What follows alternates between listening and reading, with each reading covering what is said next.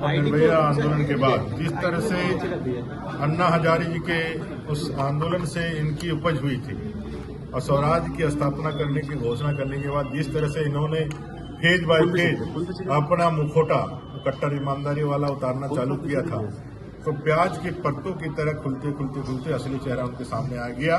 पाठशाला का वायदा करने वाला अरविंद केजरीवाल जी मधुशाला के चक्कर में आज हवालात के अंदर है।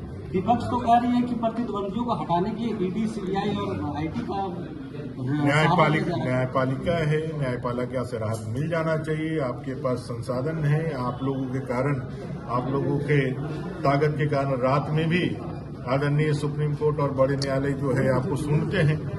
इतने सारे वकीलों की फौज होने के बाद भी, बाहरी भीतरी विदेश सबके लोगों के समर्थन होने के बाद भी न्यायपालिका से यदि आपको राहत नहीं मिला है तो आपको ये मानना चाहिए कि आप गलत हैं और गलत लोगों को इस देश के अंदर मोदी जी के रहते कौन अपना कौन पराया इस दृष्टिकोण से विचार नहीं होता है।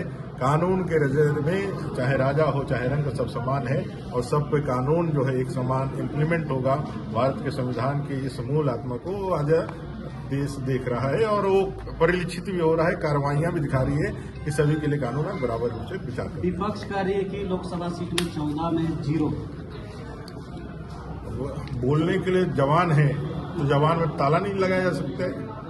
बोलने के लिए कुछ भी बोल सकता है। अब बोलने के लिए बोल रहे हैं तो बोलिए, उसमें क्या उत्तर दे सकते हैं। जनता के बीच में जाइए और जनता 14 का 14 लोकसभा भारतीय जनता पार्टी के नेतृत्व में जीतेंगे। 400 एनडीए जीतेगी, 370। डॉक्टर श्यामा प्रसाद मुखर्जी को श्रद्धांजलि देते हुए भारतीय जनता पार्टी कमल खिला करके प्रधानमंत्री जी को 2029 नहीं 2047 तक भारतीय जनता पार्टी की सरकार में कहा जा रहा है कि लोकसभा से पहले एक बड़ा टर्न आउट है और विपक्षियों को त्रास्त करने के लिए इस तरीके का किया जा रहा है। देश भर में दूसरे मुख्यमंत्री हैं जिनके गिरफ्तार, उससे पहले मुख्यमंत्री नहीं गिरफ्तार हुए थे। जैसे कितना मुख्यमंत्री का हम नाम गिनवाए, लालू प्रसाद यादव, ओम प्रकाश चौटाला, जयललिता जी, करुणानिधि जी, कई मुख्यमंत्री पहले गिरफ्तार हुए। कानून से ऊपर इस देश में कोई नहीं है। और रहा बात केजरीवाल जी का, तो ये तो कट्टर ईमानदार थे। कट्टर ईमानदार थे तो कट्टर बेईमानी क्यों इन्होंने किया, कट्टर भ्रष्टाचारी क्यों इन्होंने बनाया। इन पर पंकज उदास जी का एक जो गजल था कि पियो लेकिन रखो हिसाब, थोड़ी थोड़ी पिया करो, तो ये ज्यादा क्यों पी लिए थे। अपने तो पिए ही पिए, हमारे हेमंत सोरेन जी को भी उन्होंने पिला दिया। देखिए, ये शराब घोटाला का कनेक्शन जो है वो झारखंड से भी जुड़ा है।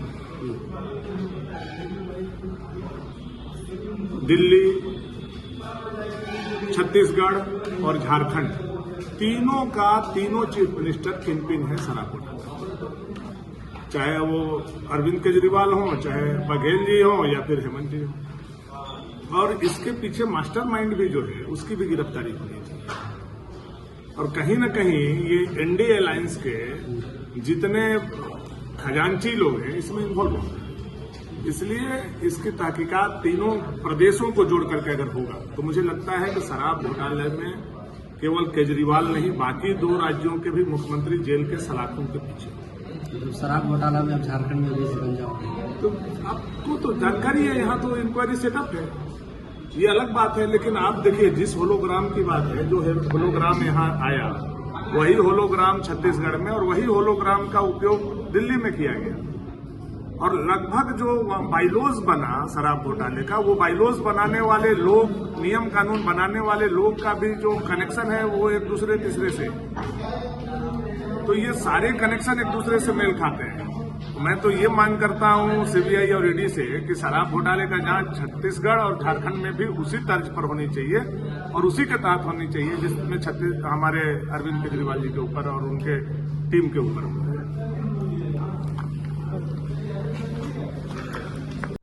लाइव लगातार के वीडियो को लाइक करें, सब्सक्राइब करें और बेल आइकन को दबाना न भूलें।